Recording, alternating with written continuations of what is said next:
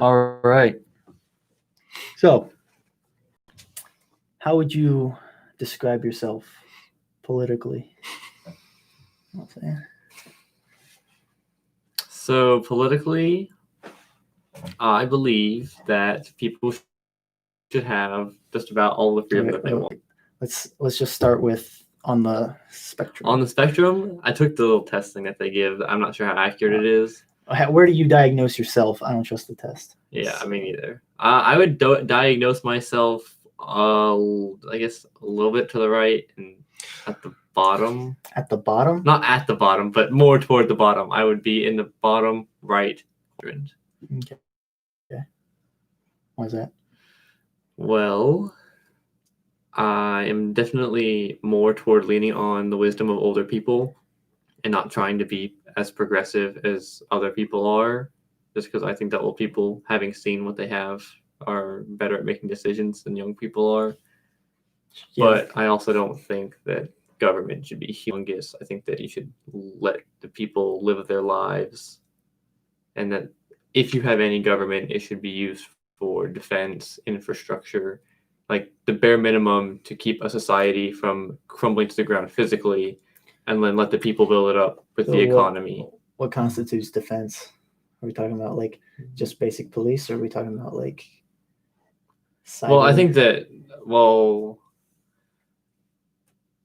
that defense mostly means stopping a foreign nation from doing whatever it wants to us. So the government wouldn't be involved in settling disputes amongst the citizens?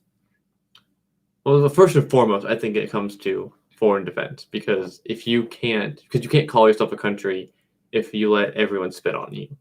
Sure. After that, Poland.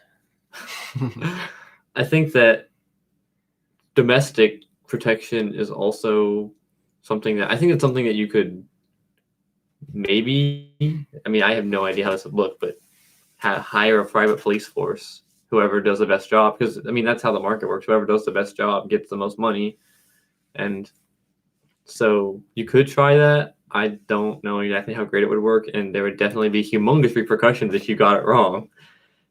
And so, sure. We already have humongous repercussions as it is. As it is, I mean, but you can either throw caution to the wind and get something new. So why only apply that line of thinking to inside the country? Why not apply that to foreign defense as well? I think that that's just too big of an issue to tackle, because if you were to think maybe now it would work, now that we have a pre-loaded almost. Sure, like, yeah. People have a mindset about the military, and saying goodbye to the government. Here comes this private institution that runs it the exact same.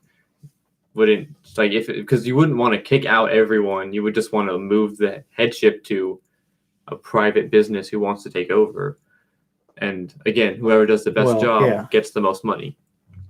And then we'll continue to hopefully do the best job that there is. But I think that I could argue that it might be too big of an issue to give too large scale. Yeah, like trying to gather people from all over the country for foreign defense to join under one branch of leadership. Isn't that what they do already? Right, because I think that has to do with the fact that it's centralized and it's clear cut who's in power. I just think that would be important. And then sure, but wouldn't it be more effective if the power wasn't derived from just arbitrary constitution? It was derived from actual trust built between the individuals and their defense. I think that's something that you just can't tell, like something that you can't know. And again, there are huge, terrible things going on, and you can either say, let's try and fix that with what we have now, or we can throw caution to the wind and blow it up and get this new plan. I just thinking on a small scale, I feel like a lot of people trust, the cop down the street more than they trust the Fed, just because they have a relationship with that individual and they know exactly how they're going to act. And the same can be built with like businesses and stuff. That is true. Like Chick-fil-A, everybody's like Chick-fil-A, no matter where you are, everybody the worker is going to be polite there. Yeah, and you could completely destroy government and hope that, and I mean, it'd be automatic that businesses would just almost just fill in the gaps for you just because that's what they are made to do. They're made to make money, and if you can make money protecting a country or protecting the citizens in that country from the other citizens or teaching or paving roads, like, it's going to happen no matter what. And just by doing that, I think that you're taking a risk with every single one of those because people are going to react differently. But just by doing that, you could make a more efficient system. So it depends on how much risk you're willing to take and what the reward that comes with that is. Yeah. What about you? How do you define yourself? I don't really pay attention to the categories and all that, although I do agree with a lot of the stuff that you were saying. I feel like government should be way less involved. And yeah, they should just have the bare minimum with public safety, you know. You know, just Yeah, you know, bare minimum. bare minimum. Said. I mean, as to address a problem that come up with this, you don't have if you don't have centralized power, you don't have centralized laws. So you have a local police force in one city who could or could not be connected to any others in the state or the country. You might have interstate, because if you destroy government, states may not exist anymore.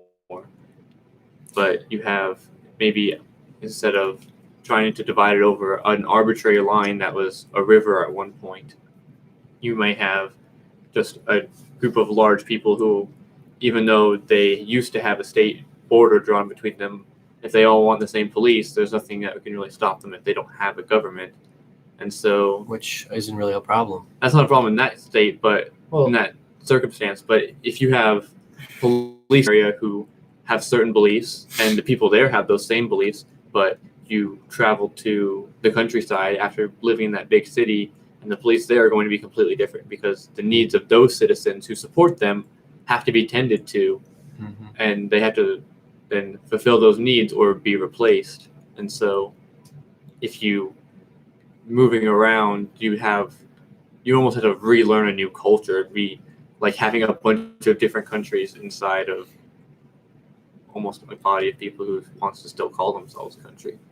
Well, yeah, that's what we have with the United States. Yeah. But I mean, it would almost be dangerous at that point. I think. Well, we kind of have that problem because we have one big legislative body trying to sort of, cookie cutter everybody when, people living in California are way different than people living in Nebraska, Appalachia. Right. Like, I mean, you still have, like, both ways it works terribly if you go to one extreme or the other, because in one case you're treating everyone the same and they don't need to be treated the same, and in the other one they're so different that people can't adjust when they move. Sure. I think decentralization doesn't necessarily mean no government. It just means if there's a government, you have a choice whether you're a part of it or not. Because, like John Locke, the power of the government is derived from the people, right? From the consent of the governed. So,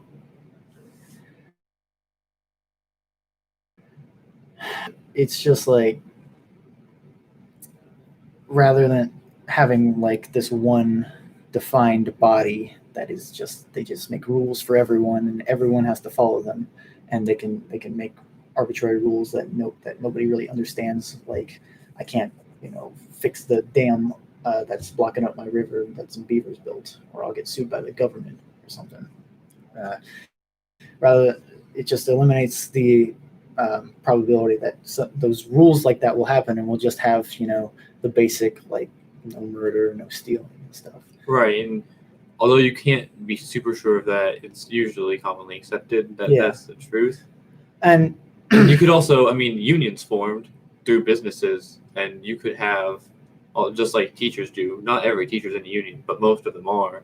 And if you have a bunch of police workers, some of them would not be in a union, but if a huge majority of them are, because their company or the people who work for that company benefit from it, you can have that union create laws and work like a government, but in the way that a business would work.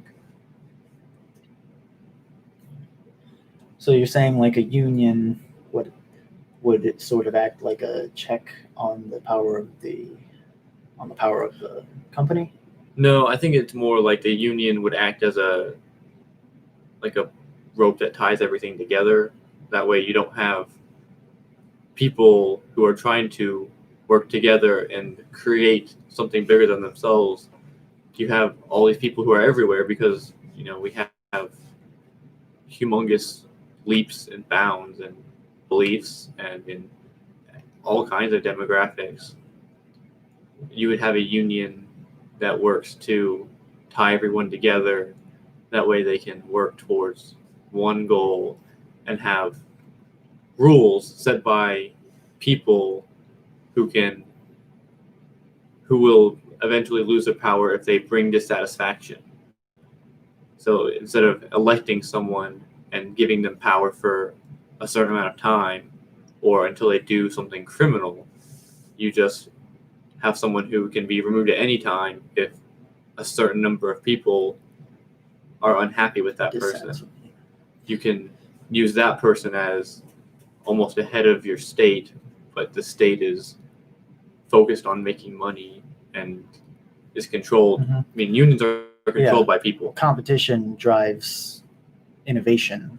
And if you have two unions, then they're going to compete. Well, and if you have multiple unions and multiple companies, you're going to have, it's just going to promote competition to the fullest extent rather than being hindered by, government regulation. Yeah.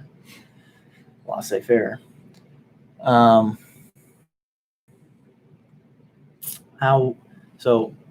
does this look, with the Black Lives Matter riots? Well, you don't like your police, you literally can just defund them. Like if you have police that you're supporting because you don't want your house broke into or your property burned to the ground, like you're then paying into the police in order to stop that from happening. And if you don't like what they do, you go find a new police force because well, see, there is a problem with that though, because Minneapolis defunded their police force like straight up, and the crime rate just went right. But that's because they had no secondary option. Yeah. If you have competition, then you're going to find out who does the best, because if whoever does the best is going to make the most people happy, and those happy people are totally happy to just put their money right back in, right? Because this is a non-negotiable service. If you don't have a police force, your crime rate skyrockets, and you lose your property, you lose your house, you lose your family. Sometimes, like, it can be really bad. I also think that you don't necessarily, depending on the culture of the people, you don't necessarily need a police force, because some people, more southern, more conservative, are just going to be able to defend themselves. And you go back to smaller towns where everybody knows everybody. If you have a couple of people who are trustworthy, you don't need a whole police force. You can that might mean that money just goes back in your pocket, and having a little bit of extra pocket money never hurt anyone. Mm-hmm. But there is a drawback to those types of communities where you can have this little sect of people, and they'll stop like communicating with the outside world. They won't want to interact with anyone. They'll just stop trusting. I don't think that's true. You have someone come into their territory, and then it'll just end poorly for them. I don't think that's true, because you'd have to be self-sufficient, and that's nearly impossible to do. Like, if you think about all the needs we have, some of these communities, like they're farming communities and stuff, and they're not necessarily dependent upon television and entertainment. I mean, a little bit, but you can get that on your own just by Right, but then you have power. Like, there are not, like, if you want to generate power, which is sure, but super they have necessary. generators. but then they need some of those- gasoline some of or those- something to yeah. power it. Like, in order to be self-sufficient, that is, I mean, it took a whole continent east to west and over 3,000 miles north to south to do that. It took, I mean, if you look at Russia, that's humongous, and that's a self-sufficient nation. That's what it took. And you look at Europe, like, you have different countries, but they're all so connected. Like, they're almost all the same country. That's how they treat each other. I'm not necessarily talking about self-sufficiency either, though. Like, sure, they'll interact with like The people other they need outside to. businesses and stuff, but you have someone who doesn't really understand their culture or something. They come strolling up into town, they don't like that, and they get shot or something. That sort of shut off and hostile environment. You could totally do that, and then you can leave them alone and essentially create a country inside of your country. Now, I mean, if you just ignored them and let them do their thing, you would essentially create a country inside of your own country. Yeah. Couldn't it be a potential threat though to have just like these people who are just like, if you come within this area, we're not going to tell you that this is a rule, but if you come within our area, you're just going to get shot or something. That's totally plausible, but I also feel like because that's what's happening in like Chaz, right? Chaz and Chop and stuff. And they also did one. I can't remember what the state is, but they were going to take away someone's house, and then they set up a zone around it. Some Black Lives Matter people did, and they were doing. At first, it was just to protect the house so that the people wouldn't get evicted. But then they started spreading to outside blocks that they didn't necessarily need, and it was sort of a noble cause at the start. But then they just started getting greedy. I don't know, and I'm not sure how that ended up because that was a while ago. But you can have people like that, and they're not even necessarily like conservative or southern. I mean that was in like Oregon, I think. Yeah, but on the flip side, if you don't want something, you can pay somebody to fix that. Like, if you don't like that these people are there, it's not exactly right to hire someone to. Like, I mean, if you really wanted to, you could get a large group of people together, hire some people who are willing to kill them all, and just send them all in and kill them all. That's not exactly the right thing to do, and that's definitely one of the drawbacks, is that you can hire. If money runs things and people are selfish with their money, they can do whatever the heck they can. There are people willing to take money to do terrible services. But there's also the people who would be willing to, instead of go in there, rather they would contain it, try and lighten the situation and resolve things peacefully. Yeah, I'm not necessarily saying that would happen, a lot, but it has happened in the past. And allowing people to giving them the power to do whatever they want can happen. I think that it's difficult because they do have the right to have that land. That is their property. So they can do as they please if you trespass. But it's just difficult because those lines aren't necessarily concrete. Like this guy right here might be like, yeah, you can come to my land and take my crops and whatever, he's a commie. And then the guy like right next door will shoot you if you take one step onto his house. And the way that property works in a very primal definition is if you can make yourself control it, then you control it. Like if you can force yourself to control it, then you own it.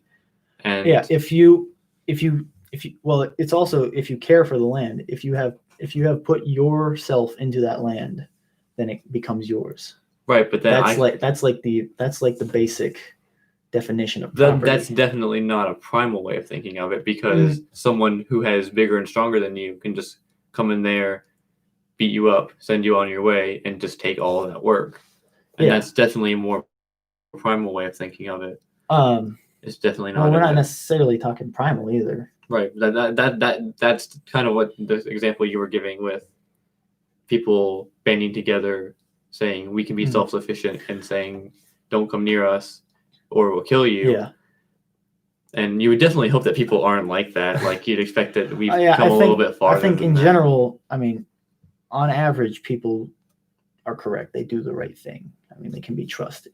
Especially in a group where it's hard to get people together. Well, it's hard to get by just on your own. Right.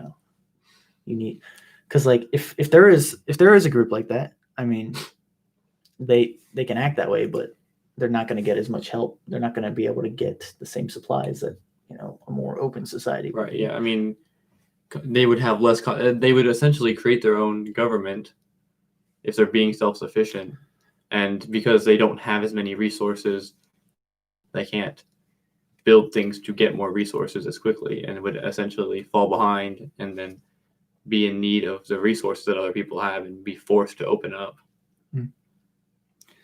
But that definitely opens the door to, if they can get enough people behind them, to tyranny and essentially just starting the building of a government all over again. That's the difficult part, because you can have a group of people who have decided that they want to be a part of a government, but then more people are going to get born, and they'll be born into that government. They're not necessarily going to be consensual to that. Right. If it's all they know, they can't really say no to it. Yeah. Which is sort of like the problem we have in America, or in a lot of countries, is you're just sort of born there. You don't really have a say. It's just like you follow these rules. That's it.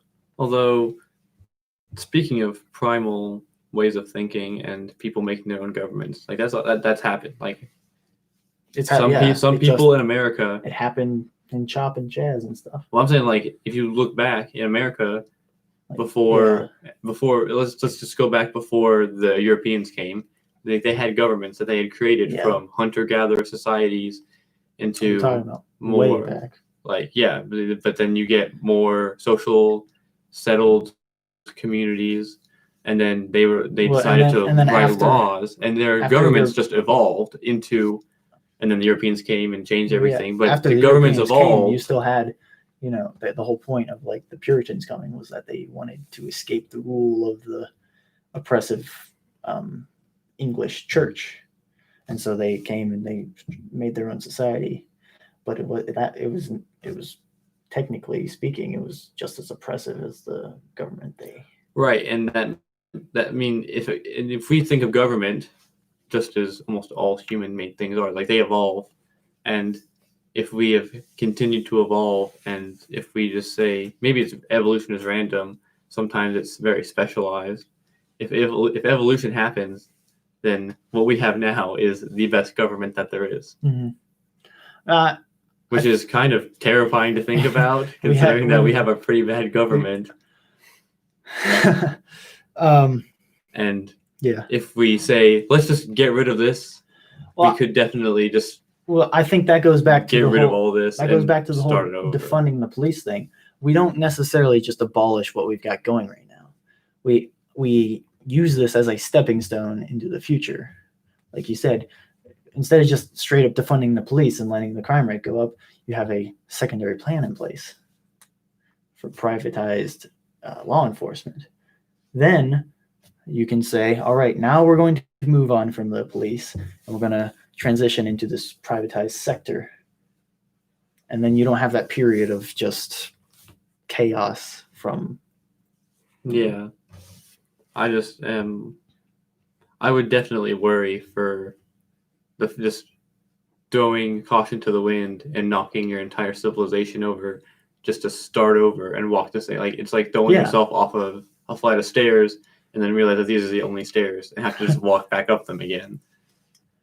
Sure. That's why we need to take the initiative and just build up the stairs. Keep building on the stairs. Right. And I suppose that privatized police is organized, and privatized police is not a thing that's happened very much. Yeah. Because thinking back to the origins of policing, it was people taking night shifts to protect their community from people who wanted to steal and loot and burn and kill. And then potential slaves running away and stuff. Sure, but That wouldn't be really practical today. Yeah. But that's what if we applied the very first form of policing today, it would look like someone taking the night shift. All right. So how do we apply like retribution? You know, we've got a prison system right now. What do we do instead of that? Well, there's always Hammurabi's Code is, again, Eye for going eye. all the way back. Sure. I've heard, I mean, that's in the Bible, and I sort of agree with that. But there's also the idea of Forgiveness. Forgiveness, but also eye for an eye. That doesn't do anything for the victim. Definitely. You know, I mean, getting revenge doesn't fix their eye, and that doesn't give them restitution or anything. And I've heard people say like, monetary compensation. You can't buy back an eye. Yeah, you can't buy back an eye, for one, and for two, where is that monetary compensation going to come from if it's like, gang violence, Right. Poor Chicago gang member or something like that. Yeah, I mean, it can be. And then after that, who is responsible for re-assimilating that member into society, or is he just free to go back? Well, I think after all paying this. That.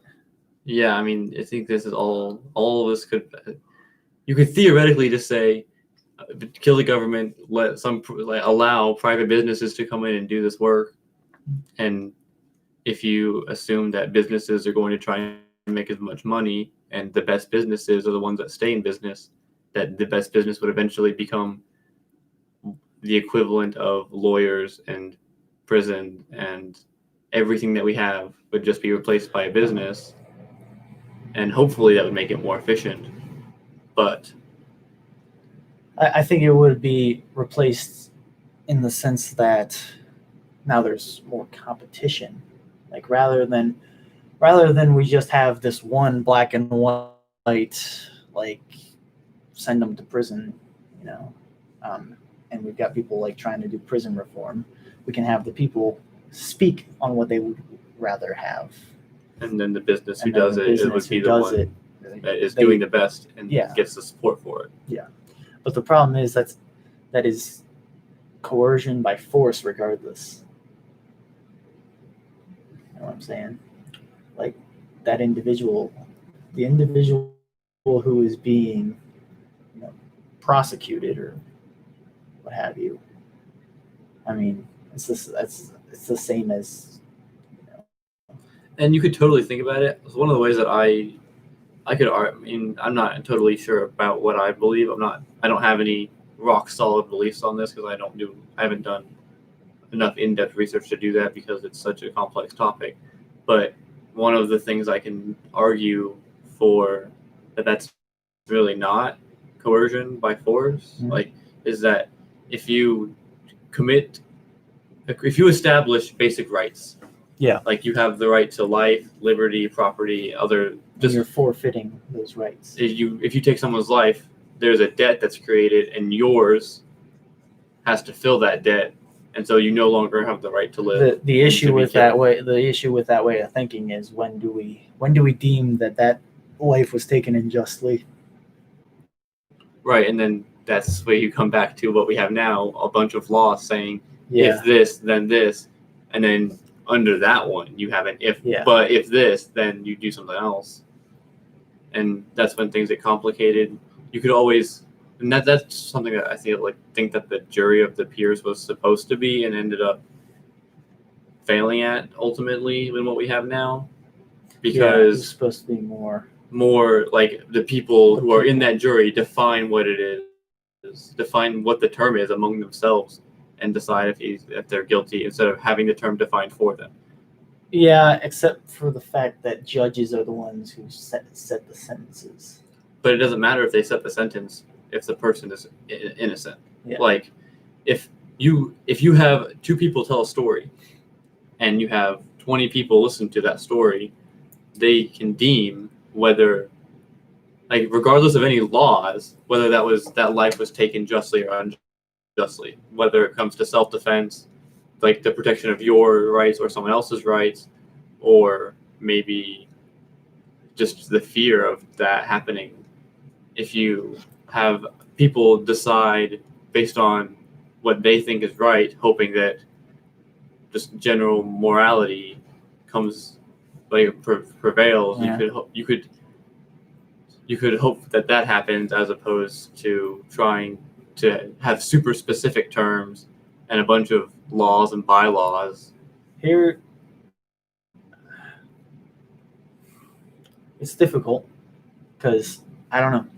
I'm not necessarily a fan of a retribution justice system at all, especially in a privatized sense, because you can have if you have a group of people and one person like he does something bad, but it's not necessarily a violation of any laws or anything. They don't like him because of it. Like he makes a bad business move or something, and so he loses rapport with his entire community. Then then somebody breaks into his house and he shoots them in the leg or something. Then he gets arrested by this outside body that is acting as law enforcement or retribution system. And then they have the people in the society decide whether or not he should pay restitution or serve a sentence, and then they disregard what they think is just because of a Yeah. pre-based opinion. Yes. Well, considering that you would have private lawyers on both sides, being the prosecution and the defense would both have privatized lawyers, it'd be hard to, unless it was completely random, you would have to have some parties agree on something, or you'd have to completely disregard the interests of one party, which could be done. It would depend. But So could there be an alternative to this like courtroom setting? I mean, you could. I used to think of like if you have a society and then one guy commits a crime, rather than facing judgment from like some defined body, society would just naturally he would face punishment, because if you kill a person, people aren't going to want to be around you. They're not going to want that. You'll get shunned potentially. I mean, that is true. But if we think back to your example of a guy makes a bad business move, and if he has papers that say that he's safe from that, whether it's a bank that loses its worth and all the money that people have invested in that bank is now gone.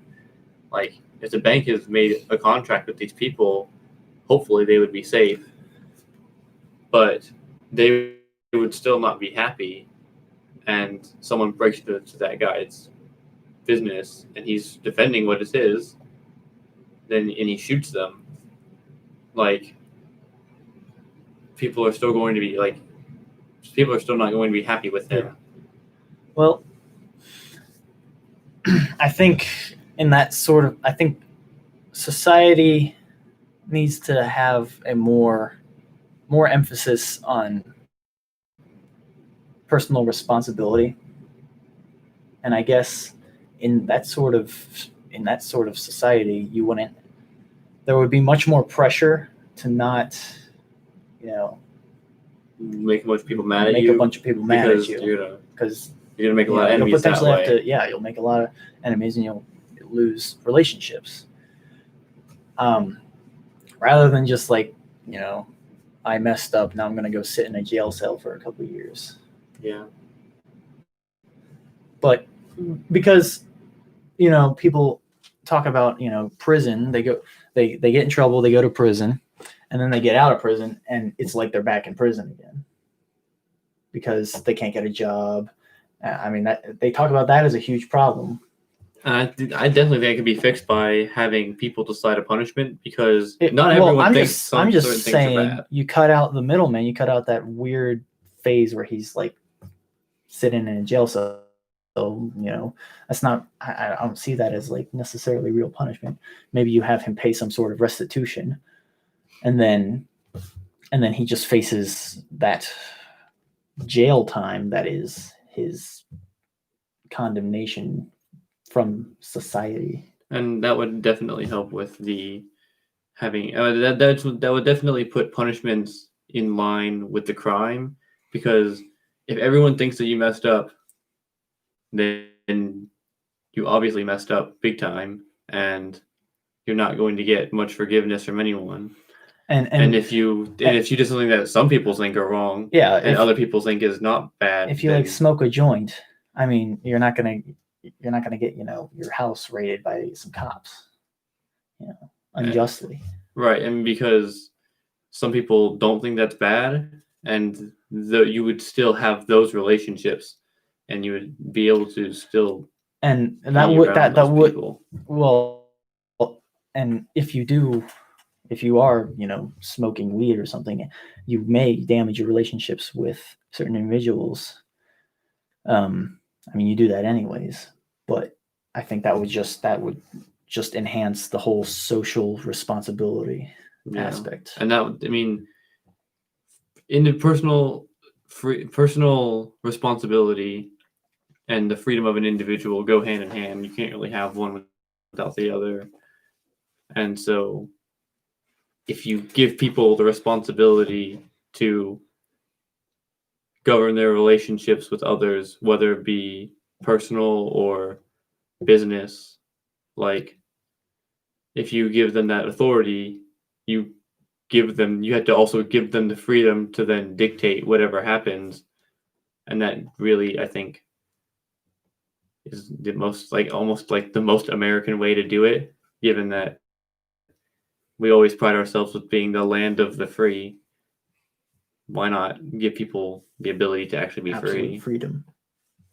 Because with absolute freedom comes absolute responsibility in what you do. Because if everyone has control over their own selves, you can't blame someone else for something that you did, because everyone knows that it's your fault, because if they did the same thing, it would be their fault. And and you'll get your due penalty for whatever crime you committed. Right. And it would almost be perfectly aligned with what the people think.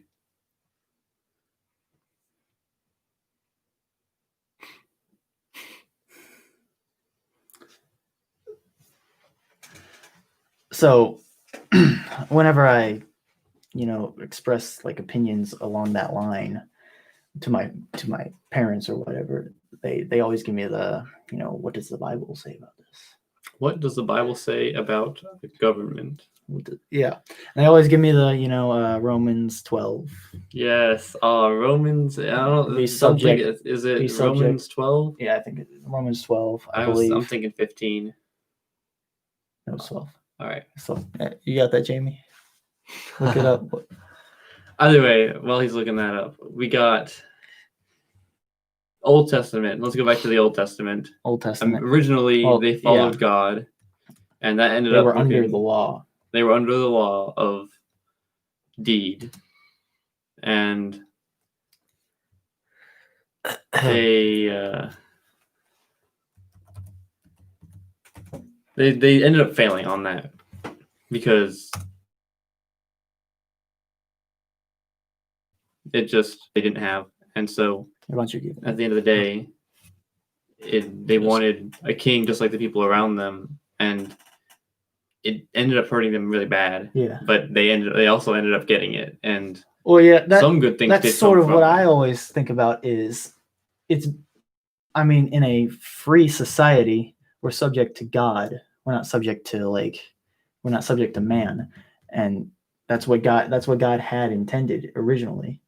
It was this human nature that we wanted to be subject to man, which ultimately harmed us. Yeah. So although they still had laws. Was it Romans 12? Yeah. Romans. No. It's not. 15. Actually, I think it's Romans 13. Anyways, keep going. Here, I'll just look up. I mean, if you Romans 13. have, I mean, the Old Testament had a whole Oh, yes. whole Yeah, lot of it's laws. Romans 13. 13. Okay. There we go. They had a whole lot. Let of everyone be laws. subject to the governing authorities, for there is no authority except that which God has established. The authorities that exist have been established by God. And if we think, all right, let's start from let's keep going chronologically and start over. All right, go ahead. They are under the law that God has made, and it's not terribly unsimilar to what we have now. A lot of it is the same. There was a lot of ritualistic stuff that we don't really. Well, yeah, do. it was rather ritualistic, and there was much harsher penalties.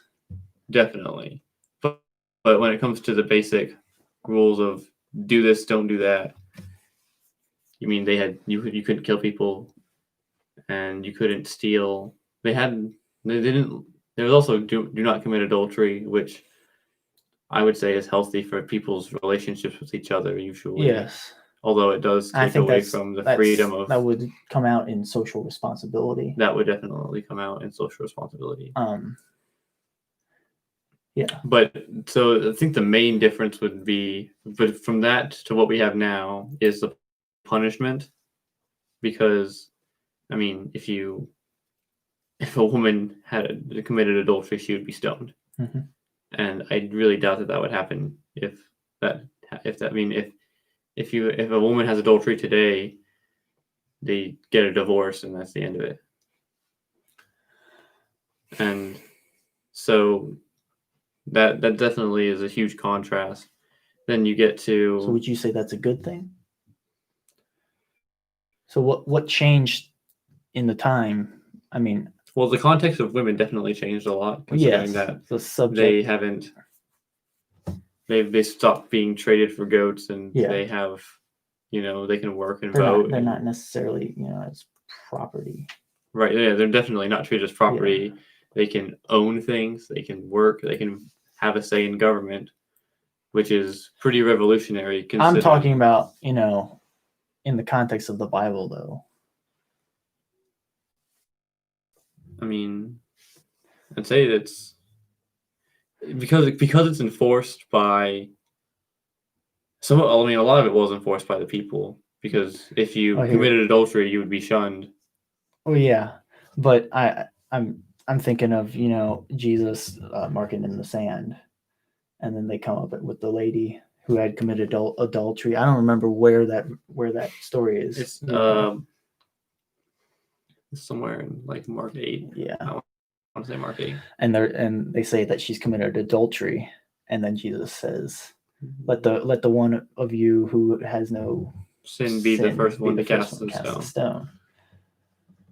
And I think that would apply. I mean, I don't know necessarily. Well, again, I'm trying to go chronologically because then they get a king. Which, I'm just talking about So they get a king and things go downhill for them. And honestly, I would say that's what happened, considering that government kind of sucks. So. Well, yeah, and when the kings turned away from God, I mean, they were always pretty harshly. It was always terrible for the people, and rather than them being able to dictate their own lives and relationship with God, it was based upon what the king was doing, because they were following him. That is they true. wanted to be subject to him. I think that and I think that it's hard to draw parallels because of how different Israel was from America. Mm-hmm. Because they were very homogenous. Right, like they were intermarrying was very harshly frowned upon because of what it ended up bringing into their culture, and you can't exactly do that in America, considering how diverse America is, given that you have, I mean, you get a group of 20 people, and the odds of all of them being from the exact same country is, I think, but almost that none.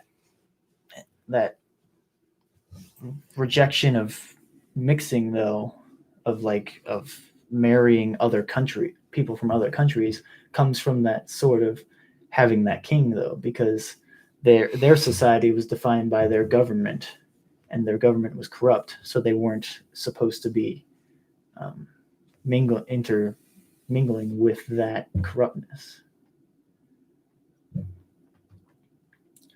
Because God punished people for, marrying into,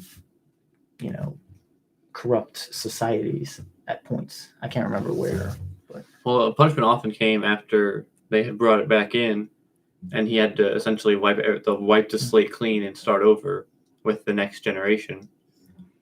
And one of the earliest examples of that I can think of is wandering through the desert, because the older generation was scared and didn't trust God, so they were not allowed to be in the promised land. And I think that with individual responsibility and freedom, you get that. I mean, there are some disadvantages, but one of them is that it does kind of get you back to the pre-King Israel that was. I mean, they were completely and totally free because they screwed up a whole lot, and that was their choice to do so, and it ended up bringing the terrible consequences of having to be stricken with plague and famine. I think that line of thinking is consistent through the Bible, because what comes to mind is like Romans 1, where he talks about handing people over to their sinfulness. Yeah. And just letting them. I mean, they chose that path. That is they have the freedom to do that, but they suffer the consequences as well. And so, ultimately, I would have to do a lot more research to give a concrete answer. But I mean, if I look at original planning. Well, how do you take just that verse alone, Romans 13, 1 through 2 or whatever? Well, the very first thing, no matter if it's in the context of now or then, I would almost automatically just think of parents and be subject to the authorities of my parents. Because, but here, wait, can you get that up? Because they are authorities put in place. Usually. I always thought about like church elders and pastors and stuff, and being subject to that type of authority. And that's a little bit tricky because church and state we're usually not separate. Yeah, but is that necessarily a biblical thing? The separation of church and state? I think that like everyone talks about let Caesar have what's under Caesar, but that's talking about money and taxes and stuff. And let's get that way while we're on this topic. That is the Bible saying you have the right to property. Yeah. Like, I feel like there's no other way to put that. Like, if it belongs to Caesar, give it to Caesar. If it belongs to someone, give it to them. Well, I think what that verse is more saying is, you don't need money. It's just an arbitrary thing from the state. Just let them have it. And because God will provide for you. You don't need this currency from some man-made currency. Because it has no real value in the long run. Yeah. It's your personal relationship with God. That actually it is worth. That's something that's actually worthwhile. Mm-hmm. And yeah, let me read that. When it comes to governing authorities, not your parents or your church elders, I feel like that can still be applied. The fact that there is no authority on earth that has not been granted by God. I don't think you can pull that out of context to say it's just for parents or just for church elders. And so, what does this mean? Are we supposed? Do we? It's weird taking this in the context of like, you know, Daniel, the book of Daniel. That's immediately So all right. everybody always talks about the book of Daniel, you know, Shadrach, Meshach, and Abednego, and then also Daniel himself. But that was always just, those were direct violations of religious freedom, Right. being able to, you know, commune with God. The way I approach it is, I mean, I certainly believe that as little government as possible is the best government. No government is awesome, potentially, but I'm not necessarily going to go out of my way to. I'm not going to go out of my way to, you know, overthrow the government or something because I'm showing my own I'm showing self-control in that. I'm showing faith in God. Yeah, that's what I think. It's much more important. The faith and trust in God. I think being able to hold such, you know, strong convictions while also having temperance, those are fruits of the Spirit there. Yes. And that can be a potential testimony to other people. Yeah, I mean, as it was for Daniel, I think that would definitely work.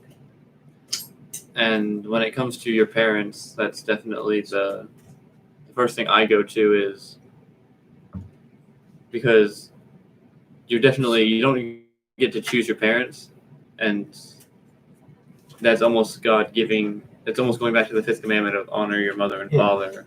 And your mother and father aren't necessarily always right, but you submit to them, right? Because that can be a testimony to them. And even though they're not always right, they usually are. And so it's even though it's not perfect, just as people are not perfect, it's a great way to get started as a 5-year-old or a 10-year-old who has got no experience in life. You can take guidance from someone who does. And so I think that it becomes more to natural. I don't think government is natural. I think if something that was required, so we made it, but you can't have human without parents. And so, and I think that authority, that kind of authority, that's natural, because it has that personal connection. Yeah. Rather than this, you know, you don't have any real connection to like Donald Trump. You just know of them. You don't really know them. And it's much easier to submit to someone and to just trust that what they're doing is good when you actually have a direct connection to them. Right, like when you know someone. That's applicable to your parents. I mean, to government, like, you know, smaller governing bodies tend to be trusted more than larger governing bodies, and then that applies to your relationship with God. Because the more personal you become with God, the more you're just going to be able to trust Him and you know, have faith that it'll turn out all right in the end. Yeah, and when it comes to sizing a government, getting that, having respect and like submitting to your authority is important. But when it's something that is non-essential, like a government is, it's not always applicable to someone who doesn't have that government, but to someone who has parents, to someone who has a body of authority, whether that be by a church or anything else. Submitting to that shows that ultimately, I think it shows you have faith in God. Mm-hmm. And that's really the biggest. I think the biggest issue with, you know, this entire sort of conversation is that it's not necessarily a black and white thing. God, in the end, it's just a matter of prayer and what God tells you to do. Because you're not. Sometimes you're not going to be able to tell if a certain edict or law is in violation of like The Spirit's God's calling, commandments, right? and whatnot. And you just have to be constant in prayer and just be vigilant for that kind of stuff. And I think that that's great and all, but that all we have neglected to bring up the issue of the diversity again. The fact that not everyone's a Christian, and you're definitely not going to get everyone to be a Christian. And so being in submission to different bodies, like you almost need separation of church and state to have that, to have diversity as well. And I don't think you can exactly do that in such a diverse place as America. Well, I don't think you can establish I think the that. problem is you can't have laws without the church. I mean, you can't say that murder is wrong without the church, because in the end, if we take this naturalistic viewpoint, it's just selection. Right. You can't say that theft is necessarily wrong without the Bible. I mean, just because it makes you feel bad, I mean that's just selection. Right. So if we want true separation of church and state, that means no state. But there's also multiple churches, because there's Sure. multiple doctrine for how to live your life. Sure. Like if you want to live And your life people can- according to people can Buddhism, subject themselves to whatever body they choose. that's where you end up losing. You can't. I mean, if you want to have a church and a state, and you just pick one arbitrarily, even people are going to be unhappy, and you're going to. If you pick a church and a state, just pick two. Like, no, like, if you pick a church to go along with your state, Okay. however small it may be. Well, that's what we have right now. People are unhappy because American is obviously a Christian nation. And They don't like agree it. with the Christian ideals. Right. So if we are going off of an economic standpoint, Christianity is not making enough people satisfied with the service, and they're tearing it down because they want something new. I wouldn't say it's necessarily Christianity itself. I would say it's imposed Christianity. And that could definitely be it. The problem, a lot of people say, we can talk about the rule of law and all that all we want, but a lot of people talk about these social programs, and some people would say that they're a necessity. I think rather than having a state, you would have a church. You would have a church in charge of those sorts of things, or any church. I mean, every church could have their own programs. And I really think I think it's biblical that it is in a Christian stance. It is the Christian church's responsibility to provide that sort of those social programs. And to play devil's advocate, I could just say that it's personal responsibility that the people who are on those programs have a responsibility to themselves, because sure, they're the only people they're accountable to. What I'm saying, they should be the ones that dig themselves out of the hole. But what I'm saying is, rather than having these like forced social programs, like I have to pay into whatever social program they choose for me, you contribute to the church, and then you have actual divine intervention in the You have people making allocation of that decisions. money, You have- and you actually have people who are making. They're not treating everyone like a cookie cutter, giving everybody the same paycheck. Right, it's, on it's the not, welfare system. I mean, it's not the people become more than numbers in that Mhm. system because they're really not. And anything then more than that welfare means more than just making it through the month. It's also human beings care about human beings, and they want to be able to provide for other human beings. Yeah, and I think that would certainly help with the dissatisfaction with the Christian church, because right now, I mean, you have soup kitchens and stuff, but aside from that, you don't have a ton of Christian, social programs like that. yeah, I mean, and not to say that they're not there. It's just people are so reliant on the state that they don't go looking for it where they should be. yeah.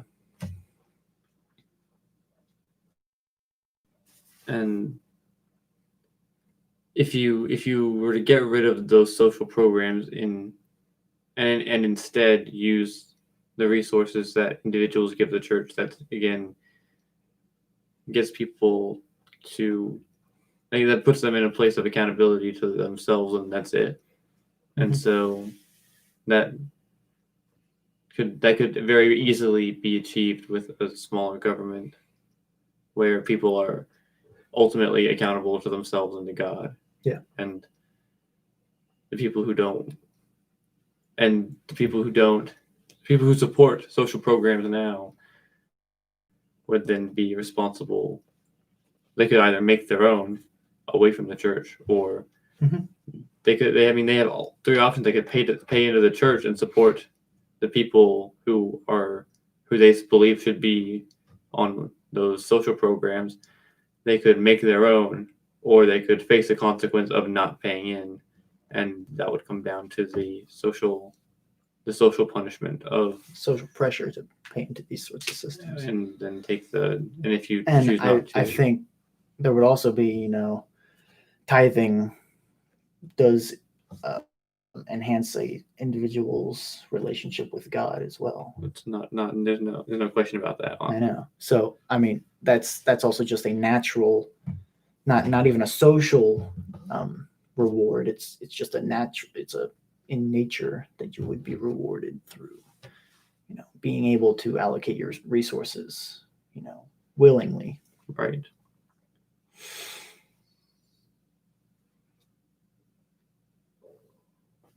You got anything to say? Not really. All right.